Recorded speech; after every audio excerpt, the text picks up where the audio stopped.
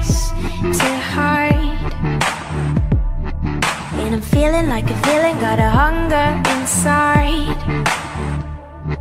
One look in my eyes, and you're running 'cause I'm... Gamers and gamettes, what is going on? My name is Sneck127 and welcome back to another Tera console video.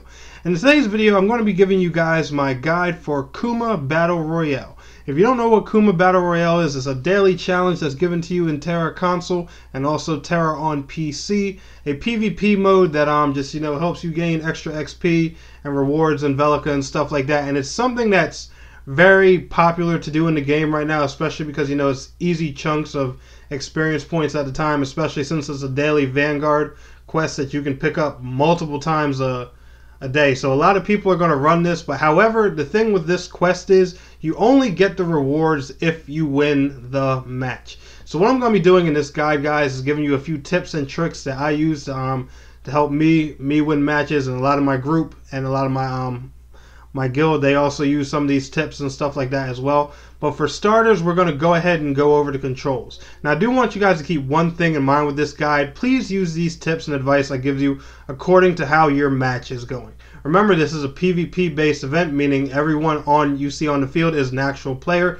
Everyone's going to play differently. Not one match is ever going to work out the same way. So please use these tips according to your situation you're dealing with in game. But for starters, we have the R2 button, which is basically a melee attack, R2 or right trigger, depending on what platform you're playing on. R1 is a little fireball attack. Circle is a dodge attack that lets you get a little orb around you that makes you invulnerable to damage for a few seconds.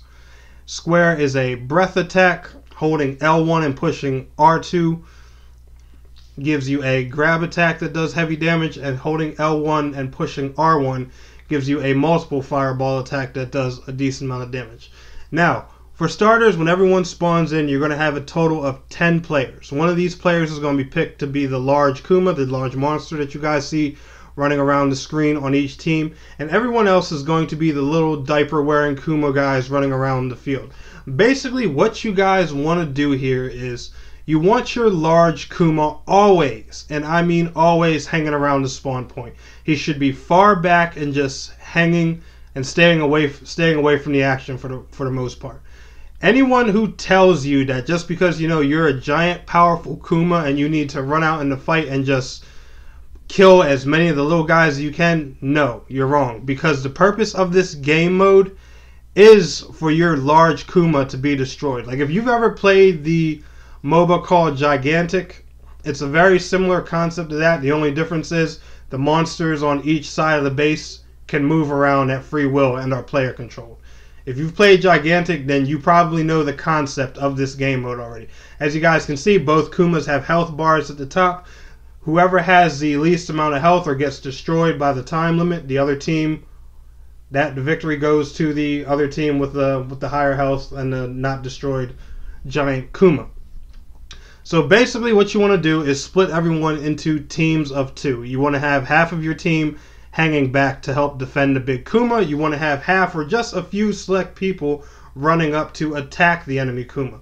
The people defending their own Kuma should never leave their base. Now, one thing, guys, about the people who are running and attacking, I know everyone always has this concept of wanting a high kill death ratio in PvP based games, but that really isn't going to help you here, because if you die while you're out there attacking, the only thing that's going to happen to you is you're going to be spawned back, within a few seconds. Of course, there's a respawn timer, but you're going to be spawned back with the large Kuma. So it's really, besides losing your ground, you're not losing anything. Dying in this game mode doesn't kill you. Protecting the Kuma on your team should be your #1 priority. Not getting the most kills, not doing the most damage and all that stuff.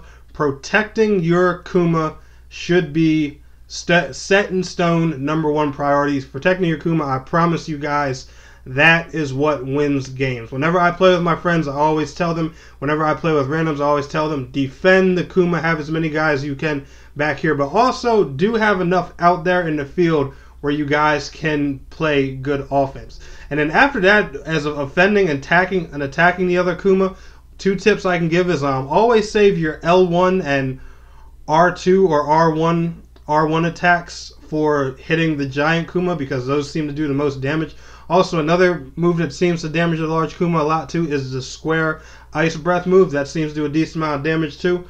But other than that, guys, your main goal for this game mode should always be hanging back and defending your home Kuma. When you do that, I promise you, most of the time you will win these matches, or at least, you know, maybe it's a coincidence, but that always works for me. So splitting the teams of 2, half are defenders, half are attackers.